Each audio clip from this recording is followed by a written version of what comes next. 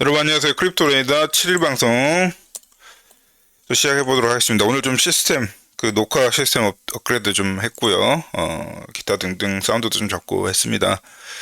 자, CS25 회원님들 실시간 내러티브 인덱스 NIR 오늘 날짜로 업데이트 드렸고요.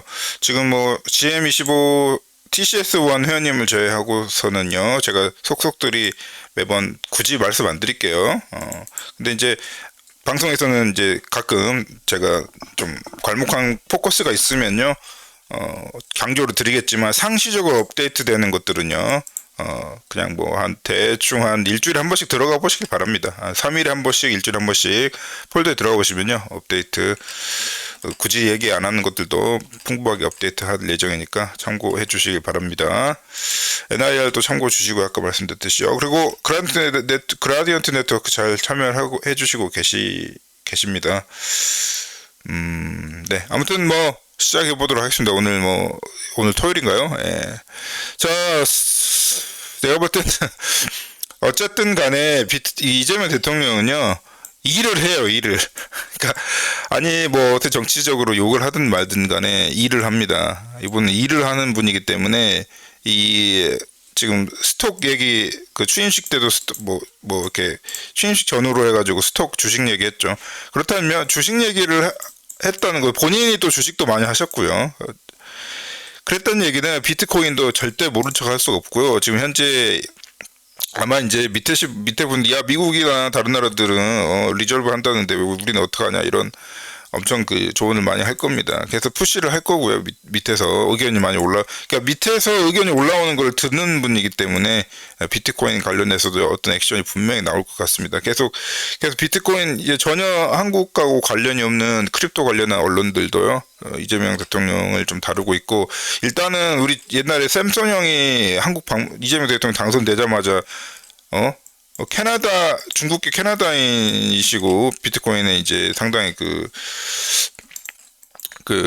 영향력이 높으신 샘son 형이 바로 대통령 되자마자 방문한다는 자체가 시그널입니다. 그 자체가 시그널이기 때문에 꼭 참고해 보시길 바랍니다. 그래서 뭐, 조금, 좀 제도권으로 좀 들어왔으면 좋겠고, 조금 너무 민들이나 이 일반 기업들한테 너무 지금 맡겨놓은 것 같은데, 이제는 크립토가요, 국가가 관리할 대상입니다. 자기들이 그렇게 하려고 또 돈 찍는 거기도 하고요. 돈 찍어서 열심히 사고 있습니다, 사실은. 자, 한번 기대를 해봅시다. 그 다음에 비트코인 같은 경우는 숏 쪽에 좀 청산되면서 살짝 들어 올려졌습니다. 근데 아직 뭐 다 물량이 해소된 건 아니고, 좀 어떻게 보면은 어제도 말씀드린 난전 선물장 약간 난전이어가지고 지금 현재 롱포시 쌓인 거 보이시죠? 이 부분도 조금 둘 다 이제 이런 식으로 이제 하면 이게 다 먹는 겁니다. 예.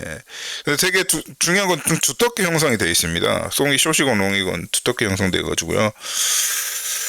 봅시다 한번 어떻게 되는지.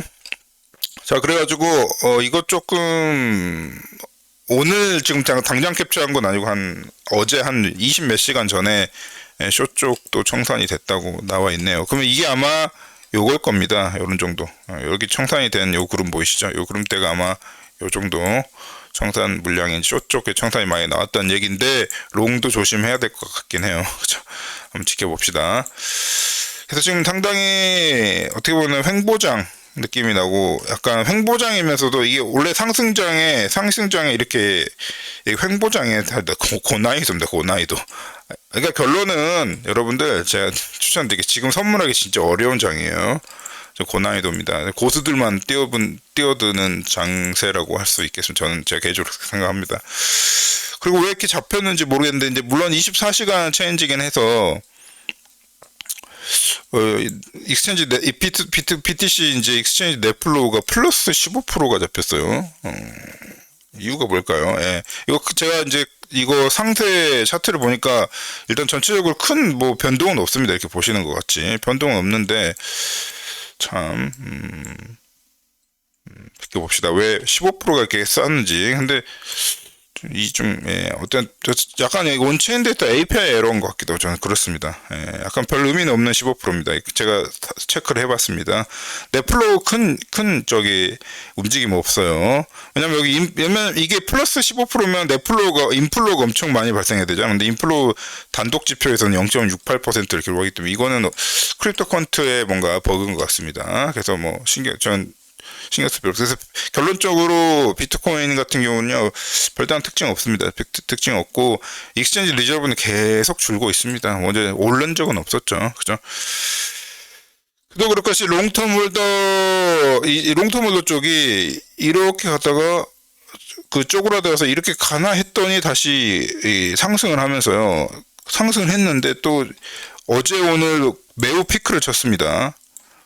이거 같은 경우는 이게 이게 쉽게 얘기 드리면 롱텀 오랫동안 이제 홀딩을 하는 롱텀 홀더들이 매도를 하지 않고요. 계속 사모으고 있다는 걸 의미하거든요. 한마디로 팔 생각이 없고 계속 사모으고 있대. 글래스노드에서는 롱텀 홀더들이 점점 좀 팔고 있다라고 약간 가짜뉴스 같은 얘기를 하던데 그냥 온체인 데이터들을 담백하게 봐보면 캡처 시점 8시간 전으로 캡처해보면 오히려 피크거든요. 롱텀 홀더들. 그래서 현재 지금 호들입니다. 호들장이고요. 함부로 숏치시면 쏘시거나 함부로 익시트 하시면요. 나중에 큰 문제가 생기게 됩니다. 그것도 제 예상이기 때문에 트레이딩은 각자 알아서 잘 하시는 겁니다. 그래서 크립토 퀀트 악셀형이 좀 하나 또 좀 이렇게 눈에 띄는 걸 좀 보는데 트렌드 펄스라고 해서 약간 그냥 기간을 점쳐보는 거예요. 약간 시즌마다 기간을 점쳐보는 건데 이거 근데 이 악셀 형도 아니고 이 악셀 동생은 조금 너무 단기 차트만 이렇게 트위터 어그로성 차트를 너무 많이 올리는데 이거 작년 3월부터 이렇게 본다는 게 큰 의미가 있을까 싶긴 한데 모르겠습니다. 1년치 차트가 그렇게 도움이 될까는 모르겠습니다. 인사이트에 도움이 될까는 모르겠습니다만은 단기 트레이딩 하시는 분들한테는 좀 참고사항이 될 수 있겠습니다. 결론적으로 자기 나름대로 불트렌드를 이렇게 집계를 해보면 지금 현재 근데 이게 전제가 조금 위험한 게 이게 불트렌드라면 현재 트렌드가 불트렌드라면 횡보 트렌드가 아니라 불트렌드라면 이렇게 그룹핑을 시켜볼 수 있다는 겁니다. 그래서 뭐 이 정도 남았다는 얘기를 하고 싶은 것 같아요. 그죠? 이런 관점도 한번 참고해 보시길 바랍니다. 어쨌든 간에 롱텀 LTH가 올라오고 있는 상황에서 지금 전체 장세가 호들이기 때문에 뭐 아예 허무맹랑한 소리 그래도 애널리스트인데 그죠? 애널리스트인데 허무맹랑한 소리는 아닌 것 같고요. 제가 볼 때도 봅시다. 일단 쇼텀 모멘텀 기간 좀 끝나 보여요. 그죠? 아무래도 이렇게 이제 반등했을 때 쇼텀 모멘텀 기간이라 하고 지금은 현재 장세는요. 약간 제가 말씀드렸지 이게 지금 현재 그 제가 며칠 전에 크립토레이더 저 공유 드린 것처럼 약간 쿨링. 그러니까 뉴트럴도 중립장도 아니고 식어서 차갑게 식은 장입니다. 그게 약간 이런 블랭크를 좀 최근에 약간 이렇게 공백으로 비어있는 부분 보이시죠? 그래서 보라색이 아닌 부분은 약간 모멘텀이 식어있는 상태라는 겁니다. 뭐 이래저래 여러 마켓의 성질을 좀 잘 보여주고 있어서 한번 참고 삼아 보셔도 좋을 것 같습니다. 그죠? 쇼텀 모멘텀은 좀 끝난 시점인 것 같습니다. 그럼 조정이 올 수 있지. 이렇게 해서 조정이 온다든지 횡보장인데 근데 롱텀 홀더들의 이 넷 포인트 체인지가 되게 강력하기 때문에 여기서 이제 이렇게 지금 현재 피크가 온 만큼 갑자기 이렇게 되기는 어렵고요. 그건 물리적으로 어렵고 다 무조건 어느 정도 곡선을 그립니다. 그렇게 봤을 때 어느 정도 지금 어느 정도 관성력으로 좀 나갈 것 같아요. LTH들이 그러니까 홀딩 파워는 무조건 바이가 아니라 그러니까 팔지도 않고 차라리 이제 팔지도 않고 그렇다면 셀프레셔가 늘지 않는 상태에서 바이는 뭐 이제 그거는 변수죠. 바이를 할 것이냐 안 할 것이냐 변수로 남아 있는 거고, 고정값은 홀드장이라는 겁니다. 보유장이라는 거예요. 그 개념을 기반으로 해가지고 숏텀 트렌드가 잠시 끝나 있다. 이렇게 되면 횡보죠. 결론은 그럼 횡보란 얘기입니다. 조금 저는 그렇게 봅니다.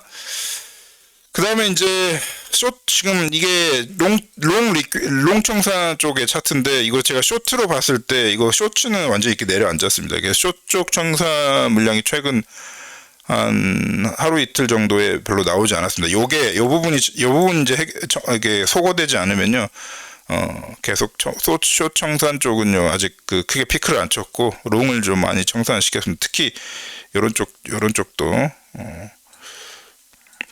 아마 요때 이제 이게 지금 몇 시간, 48시간 차트거든요. 아마 여기 부분에서 롱도 많이 청산이 됐기 때문에 아마 전체적으로 이렇게 2022년까지 보는 장기 차트에서는 롱 쪽이 조금 여기가 나타나지 숏용 시그널이 지금 없습니다. 여기 이제 역사적인 롱 작살난 시즌이었죠, 이때가. 그래서 교훈을 잘 삼아 보시면 좋을 것 같아요. 그래서 뭐 비트코인 악재가 나와서 혹시 이제 조정이 나면 신나게, 저 같은 경우는 개인적으로 신나게 받을 생각입니다. 예. 그죠? 오늘 이더리움 쪽도 별 큰 차이는 보이지 않습니다. 전체적으로. 장세는 그래도 생략을 했고요. 근데 대신에 이제 이더리움 에코시스템 좀 상태를 좀 보면은, 위에 왜 잘랐을까요, 제가? 요게 요게 한 달치인가? 요게 세븐데이다. 요게 원마스입니다. 그래서 한 달치 성장률을 좀 봅니다. 스카이랑 좀 두드러지는 것들이 좀 이렇게 있고요. 그죠? 이렇게. 메이플 이건 뭡니까? 제가 모르는 건데. 그죠? 하여튼 스카이는 약간 30일 기준으로 좀 마이너스로 돌아섰고, 스카이 USDC로 유명한 스카이 아시죠, 여러분? 네.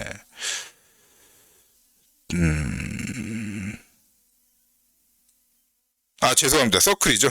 USG는 서클이고, 스카이는 따로 있어요. 따로. 이제 스카이를 기반으로 해서 스파크라는 디파이, 그러니까 쉽게 말하면, 이더리움 디파이 플랫폼입니다. 특히 이제 주로 USDC를 다루기 때문에 헷갈렸습니다. USDC는 서클입니다. 서클. 에코시스템은 안 보이겠고. 아무튼 이더리움 디파이 쪽도 스테이블 코인 디파이도 하거든요. 여기. 그래서 디파이 쪽은 상승했고, 인프라는 좀 주고 있네요. 에이브도 상승세에 있고, 모포. 먼저 이제 모포도 제가 소개해 드리도록 하겠습니다. 와치독으로 해드릴지 한번 지켜보도록 하겠습니다. 모포도 좀 여러분들이 중점적으로 좀 플레이어 중에 상당히 여러분 신경 써야 되는 플레이어이기 때문에 이더리움 디파이에서 어쨌든 이더리움 디파이 쪽 어쨌든 순항하고 있습니다. L2고 디파이고 순항을 하고 있습니다. 순항. 이건 이제 디파이 리스트인데요. 디파이 리스트인데 이제 L2 쪽도 비슷한 분위기를 좀 보이고 있는 걸로 좀 보였습니다. 비트코인 변동성도 제가 말씀드렸듯이 볼륨적으로 봐도 쿨장인데 이 변동성으로 봐도 쿨장입니다. 그래서 어떻게 보면 MVRB도 있고 샤페 레이쇼도 다 똑같이 가리키는 것이 변동성은 저변동성 장이에요. 의외로 ATH인데도 저변동성 장에다가 리테일 액티비티도 되게 적고요. 그 다음에 그냥 리테일이고 뭐 할 거 없이 웨일이고 할 거 없이 전체적인 스팟 액티비티 볼륨 상으로 봤을 때도 쿨링 식어 있는 장입니다. 그러니까 사실은 큰 변화가 없는 장이에요. 그래서 여러분들이 너무 쫄 필요는 없을 것 같아. 너무 만약에 여기서 고점이 어떻게 이렇게 무너지면 어떡하지 이런 걱정을 크게 할 필요도 없는데, 그렇다고 해서 당장 큰 불장이 오기도 기대하기 어려운 상황입니다. 이게 변동성이 어느 정도는 이 중위 정도, 이 점선 부분 중위 정도는 나와줘야 거기서 이제 점프를 하든 하락을 하든 하는 겁니다. 그래서 좀 전반적으로 아직 준비를 하고 있다. 뭔가 어떤 특정한 디렉션을 갖다가 준비를 하고 있는 중간 기간, 별 이슈 없는 기간인데, 이럴 때일수록 갑자기 이벤트로 때려버립니다. 그러니까 이 전체 장세는 그렇다 치는데 갑자기 이벤트가 돌출할 수 있습니다. 이벤트로 해가지고요, 조정을 한번 받고 갈 수도 있다는 생각이 듭니다. 그러니까 전체적인 상승장에서 그래서 먹기 어렵다는 거예요. 그래서 변동성도 낮고 말이야, 약간 리스크가 적으니까 한번 롱이나 베팅 해볼까 하다가 털려요. 또 그렇다고 또 숏을 또 때리자니 그렇게 큰 하락이 오기도 어려울 것 같고, 막 이런 식으로 하면서요, 이 상승장이 그래서 어려워요. 예. 매번 겪는 거지만 하락장에서는 그냥 내가 어차피 비트코인 오를 거니까 그냥 그 묻어두는 느낌으로 저축 세이빙 느낌으로 하면 되거든요.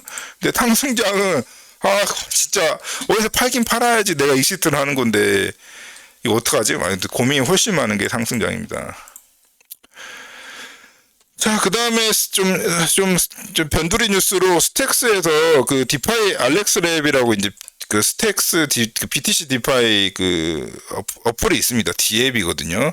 스택스에 훨씬 아무 문제가 없는데 꼭 D앱에서 찐빵을 늘상 그렇듯이 찐빵을 내가지고 스택스 상당히 마켓에서 충격파가 크게 왔었습니다. 그래서 어제 한 마이너스 10% 정도 막 갑자기 이렇게 있다가 팍 떨어지는 사건이 또 발생했습니다. 맨날 이러면 맨날 디파이야. 이더리움도 그렇고, 그죠?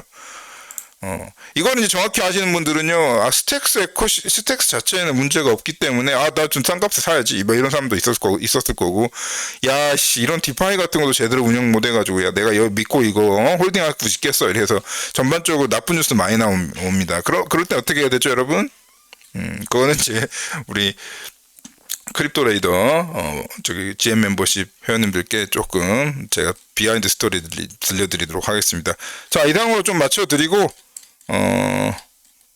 별다른 뉴스 없네요. 오늘 좀 어찌 평온한 장이었던 것 같습니다. 제 개인적으로는요. 이상으로 마치도록 하겠습니다. 회원님들 본편 넘어오셔서 조금 얘기 드려보도록 하겠습니다.